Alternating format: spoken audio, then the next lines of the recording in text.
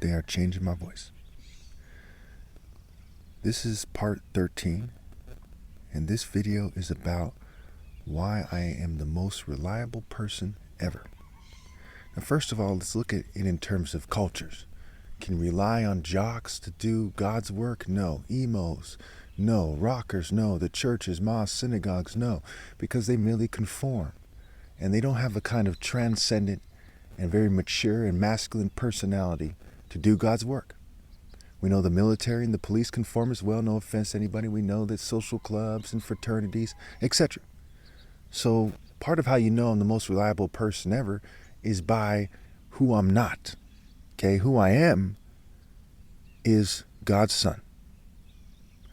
We know that because of my legal and peaceful top martial arts challenge since 2013, which is now at $100 million if I'm compensated.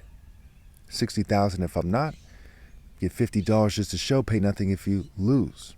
The second way we know is the wordplay around the black belt, right? And I brought this up many times in my videos. I'm going to try to make this short so I have a point of reference, and I'm making a list of the video titles so I can point to this if need be. Point to this playlist. Okay? The Kira Obi, right? Cure. It even starts with the word cure, right? Cure.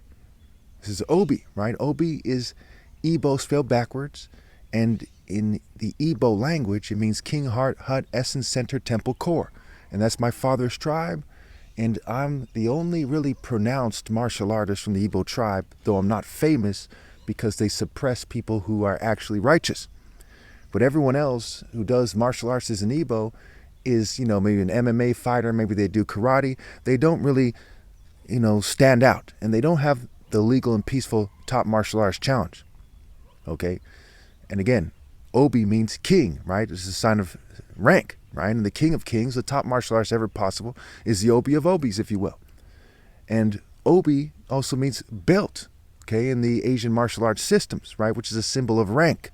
And we see in the Bible that righteousness is his belt in Isaiah 11, I believe it is. And we see in Proverbs 12 that the throne is established in righteousness. And we see in Matthew 6, it says, seek ye first his kingdom and his righteousness. Okay, so seek ye first the one who's established the throne, right? There's a reason why kings wear a sword, right? David versus Goliath, okay? Seek ye first his marshal, his mighty, the Lord Almighty, his warrior, the Lord is a warrior, Exodus 15:3, okay? Righteousness. In the top martial arts ever possible, the one who's anointed, the Christos, that's me. The next reason you know I'm reliable is because I've emphasized the phrase moral precision more than anyone ever has. I've never even heard someone emphasize it to any significant degree. I say it's not enough to try to be moral. You have to be morally precise, right? Focused moral intensity, universal, pinpointed, moral precision. Pinpoint it, get it absolutely right.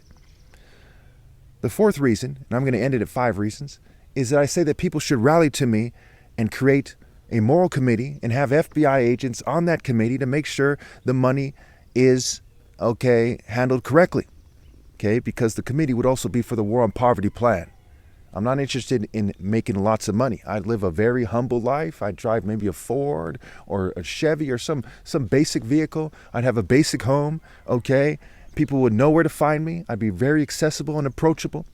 Okay, so there's no ulterior motive here, okay? And if need be, I'm willing to be on camera, almost my entire life. So people know that I'm not doing it for the money, but doing it to do God's work.